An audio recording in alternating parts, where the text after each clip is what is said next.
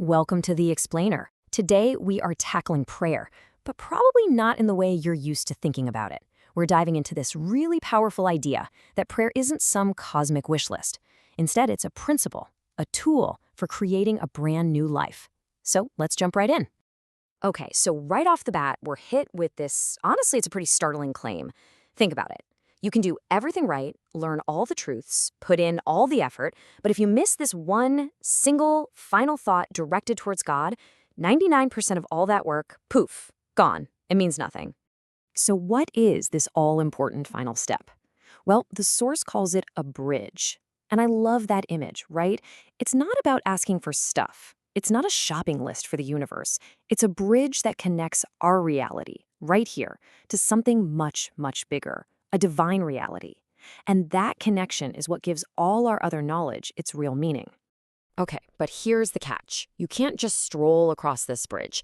There's a rule, a kind of prerequisite, a fundamental law you have to get your head around first.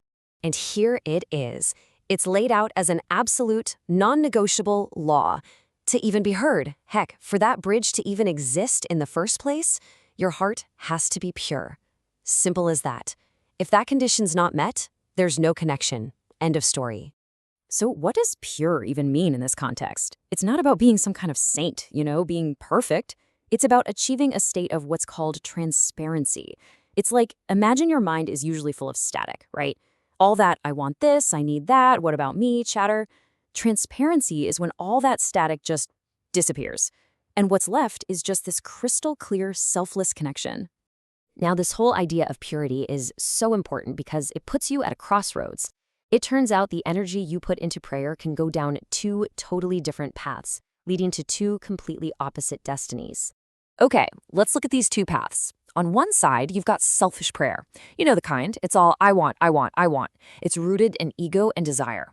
And here's the kicker. We're told that kind of prayer doesn't go up. It actually fuels a demonic world, a world of negativity. It's even called the blade that cuts your eternal life. Yikes. But then you have the other path, true prayer. This comes from that pure, transparent heart we talked about. And this prayer, it becomes the bridge to the heavenly world. It is the act of receiving eternal life. Two completely different outcomes. So that's a pretty stark choice, right? Which brings up the big question.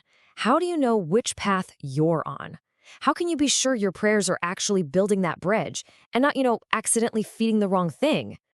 Well, luckily, we're not left guessing. There's a simple but really profound three-part test we can use to check our prayers. First up is the test of beauty.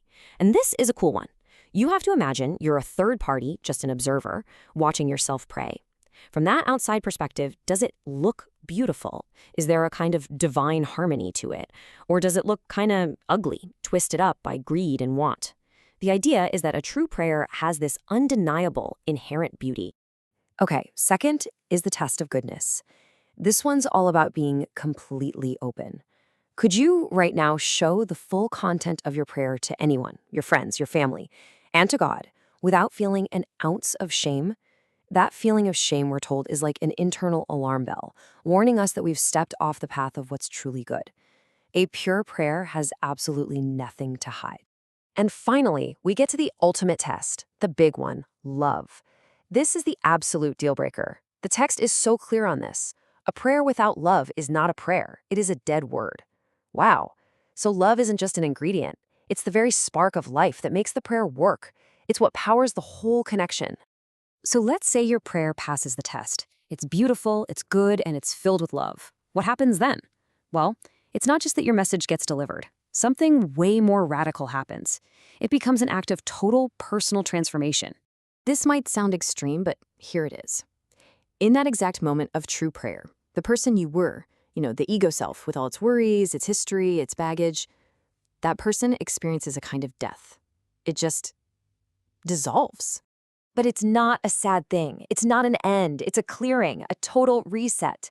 Because in the very same instant that old self dies, you experience a rebirth. You are literally born again into a new state of being, one that's now in tune with that divine reality you just connected with. So what this means is that a true prayer is a clean break. It's a line in the sand, a point of no return.